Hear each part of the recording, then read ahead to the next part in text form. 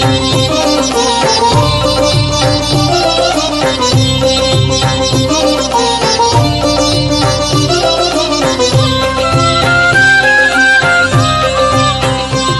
இந்த உடம்பை கொண்டு பக்குவத்தை கொடுப்பதற்காக இந்த அற்புதமான உடம்பை கொடுத்துக்கான். இந்த ரகசியத்தை என்னால் முழுவதுமாக அறிந்து கொள்ள முடியவில்லையே அப்படின்னு சொல்றார். அதாவது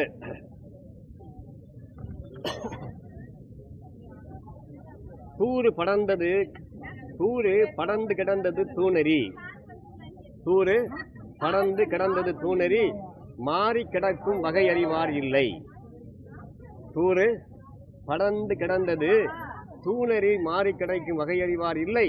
மாறி கிடக்கும் வகை அறிவாளருக்கு ஊறி கிடந்து என் உள் அன்புதானே. என்ன சொல்றாரு செய்யுளு? தூறு படர்ந்து கிடந்தது தூணறி, தூய்மையான சிவத்தை அடையும் நெறியான பயிர் முளையாதவாறு ஆணவம் கண்மம் மாயை ஆகியவை கரை பூண்டுகள் பெருகி கிடந்தன. என்ன சொன்னாரு? தூறு படர்ந்தது தூணறி அப்படின்னா என்ன சொன்னா, தூறு படர்ந்து கிடந்தது தூணறி அப்படின்னா என்ன சொன்னாரு? தூய்மையான சிவத்தை அடையும் நெறியான பிரபஞ்சம் முழுவதுமே சிவத்தை அடைவதற்கான நெறிகள் அருமையாக குவிந்து கிடக்கின்றன. சிவத்தை அடையக்கூடிய நெறி நமக்கு தெரியாமலே நாம் என்ன செய்யறோம்? பருவகாலம் முழுவதும் வீணாக்கிறோம். கடைசியாக பயிர் சாயிர காலத்தோட நமக்கு அந்த ஞாபகமே வருகிறது. அதை என்ன சொல்றாருன்னா, அதே தூய்மையான சிவத்தை அடையும் நெறியான பயிர் முளையாதவாறு, அது மேல நெஞ்சுக்குள்ள முளைக்காதவாறு ஆணவம் கண்மம் மாயை ஆகிய கலை பூண்டுகள் உனக்குள் பெருகி கிடக்கின்றன. சிவத்தை எனக்கு நேராக போய் நின்று விக்கிரகத்தை பார்த்து நான் கும்பிட்டு அப்படியே உணர்ச்சி பூர்வமாக பண்ணாதாங்கிற வரைக்கும் தான் நம்மளுடைய ஆன்மீகம் இருக்கிறத தவிர, எதை பார்த்தாலும் சிவமாக பார்க்குற ஆற்றல் நம்மகிட்ட இல்லை. அதனால் என்ன சொல்றாருன்னா, பிரபஞ்சம் முழுவதுமே சிவத்தை அடையக்கூடிய நெறி பறந்து கிடக்கிறது. கோவிலுக்கு தான் வரணும்னு அவசியம் கிடையாது. ஒரு சின்ன உயிரை பார்த்தாலும் அது சிவமாக பார்க்குற கலை நமக்கு தெரியவில்லை. பிரபஞ்சம் முழுவதுமே சிவம் விரிஞ்சு கிடக்குது. நமக்கு கோவிலுக்குள்ள வந்தாலும் கருவறைக்குள்ள மட்டும்தான் இறைவன் இருப்பார். அந்த மனம் நம்மளை நம்ப வைக்குது.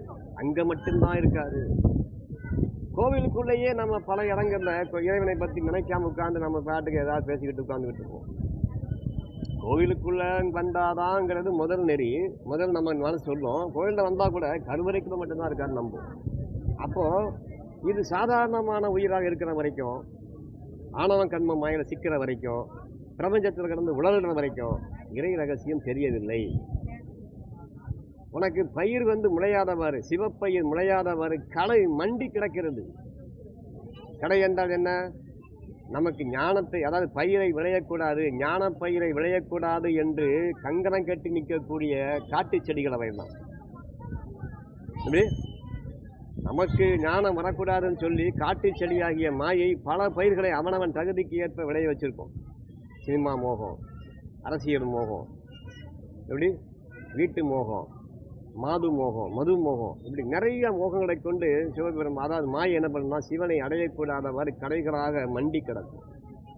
கோவிலுக்குள்ளும் நட்பு சேர்ந்துடும். நட்பு என்ன செய்யும்? உரையாட சொல்லும், சிந்திக்க சொல்லாது கோவிலுக்குள்ள.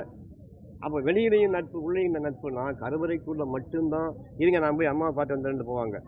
அம்மா அங்கே மட்டும்தான் இருக்காளான்ற ரகசியம் தெரிய மாட்டேங்குது இல்லையா? அங்கே மட்டும்தான் இருக்கா அப்படின்னு மனசு நம்புறதுனால அங்கே மட்டும் போயிட்டு வெளியே வந்தோன்னா திரும்ப அந்த உரையாடலை தொடருவாங்க. அப்புறம் சொல்லுங்க, சரி போயிட்டு என்னைக்கு எப்போ வந்தீங்க, என்ன பண்ணீங்க, இப்படித்தான். அதாவது லௌகீக வாழ்க்கை என்ற ஆணவம் கண்மம் மாயை மூன்றும் சேர்ந்து சிவப்பயிரை வளர விடாத அளவுக்கு அமுக்கி வைத்திருக்கிறது. சொல்றாரா? என்ன சொல்றாரு? தூநெறி தூறு படர்ந்து கிடந்தது. தூநெறி என்றால் தூய்மையான நெறி. தூறு என்று சொன்னால் அழுக்கு தூருன்னா கிடத்துல தூர் வர்றோம்ல, அந்த மாதிரி அழுக்கு மாதிரி நம்ம மனசுக்குள்ள உள்ள அழுக்கான ஆணவம் கண்மம் மாயை என்ற தூநெறி படர்ந்து தூர்ந்து கிடந்ததுன்னா தூய்மையான சிவத்தை அடையும் நெறியான பயிர் முளையாதவாறு, நமக்குள்ள அந்த சிவப்பயிர் முளையாதவாறு, நமக்குள்ள சிவப்பயிர் என்று முளைச்சா நமக்கு என்ன ஆகும்? சீக்கிரமா ஞானம் வந்துடும். இந்த பூமி நமக்கு விளங்க ஆரம்பிச்சிடும். பொய்மை நமக்கு புரிய ஆரம்பிச்சிடும். அத்தனையுமே நாம் வந்து அதிர்ச்சி இல்லாமல் நாம் வாழ்க்கையை அனுபவிக்க ஆரம்பிப்போம். சோகம் மூஞ்சில் இருக்காது. எதை கண்டு சோகப்பட மாட்டோம், சந்தோஷப்பட மாட்டோம். ரெண்டையும் ஒரே மாதிரி பார்க்குற தகுதி வந்துடும். அப்போ பூமியில் நம்ம பார்வையே வேறு மாதிரி அமைஞ்சிடும். நம்ம வாழ்க்கையினுடைய நோக்கம் வந்து சரியாக போனால் வாழ்க்கை முடிவும் சரியாக அமைஞ்சிடும்.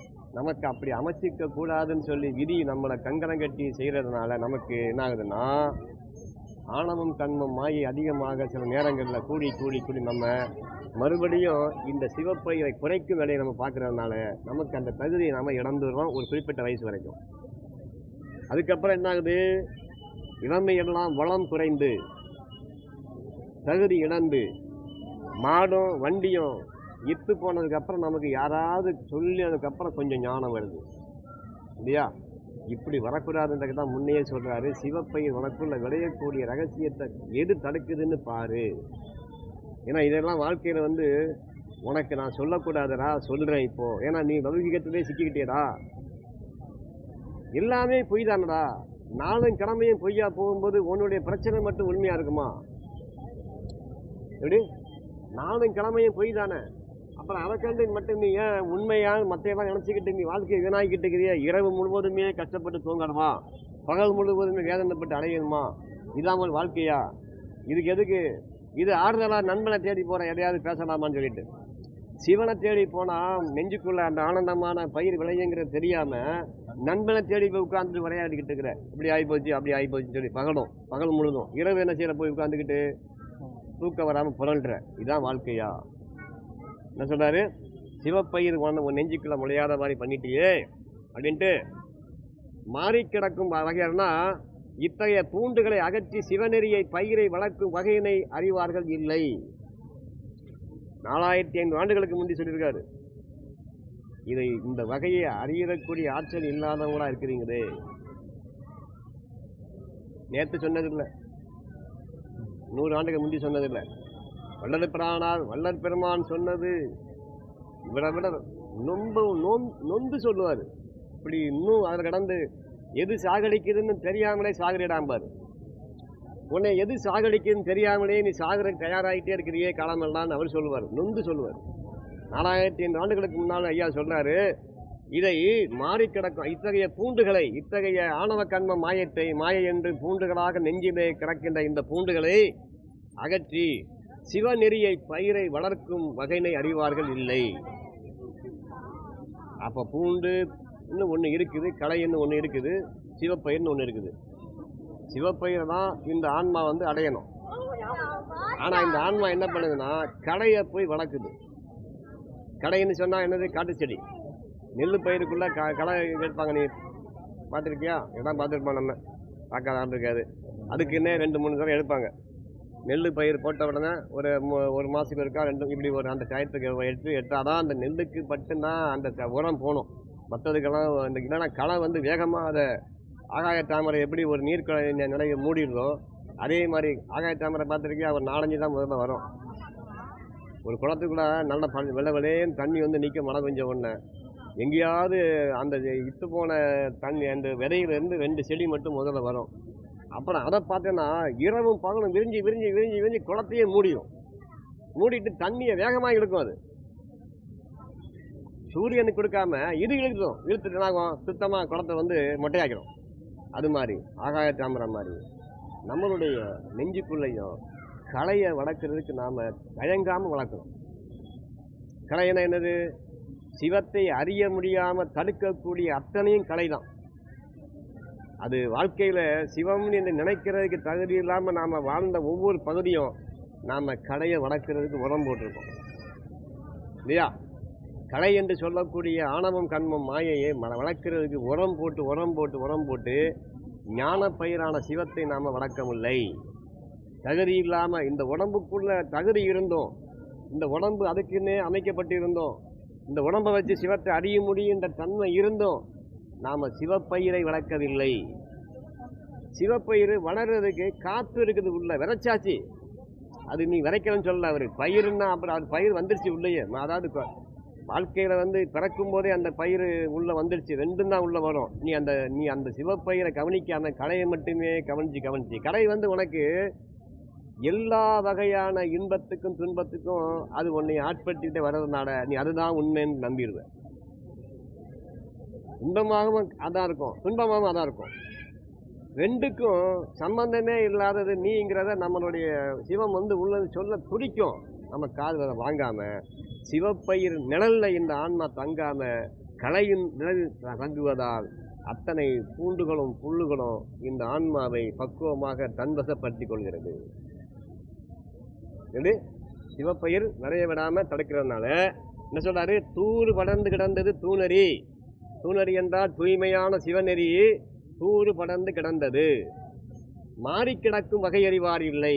இதை மாற்றி கடையை பிடுங்கி தூர போட்டுட்டு சிவப்பயிரை வளர்த்து அந்த பயிருக்கு உள்ள உரத்தை அறுத்து நம்ம சாப்பிட்டு அப்படியே ஞானத்தை அடைஞ்சு இந்த பூமியிலேருந்து வெளியேறக்கூடிய தகுதியை கொடுக்கறதுக்குன்னு அந்த சிவப்பயிர் உள்ள விளைய வெஞ்சு காத்துக்கிட்டு நமக்கு அந்த தகுதி இல்லை. வேற ஒன்றும் செய்யலாது. சிவப்பயிர் ஏன் உள்ள வருது? நமக்கு தீனி போடுறதுக்கு. சிவத்தீனி போட்டு இந்த ஆன்மாவை பக்குவமாக வலுவூட்டி சிவ வலுவூட்டி தகுதி உள்ளவனாக இந்த இறைவனோடு கொண்டு சேர்க்கணும்னு சொல்லி அந்த சிவப்பயிர் நமக்குள்ள அவர் வச்சு விட்டுருக்காரு. உள்ள இருக்கு, வந்திருக்காரு. சிவப்பயிர் தான் சிவம். சிவப்பயிர் தான் வேற இல்லை.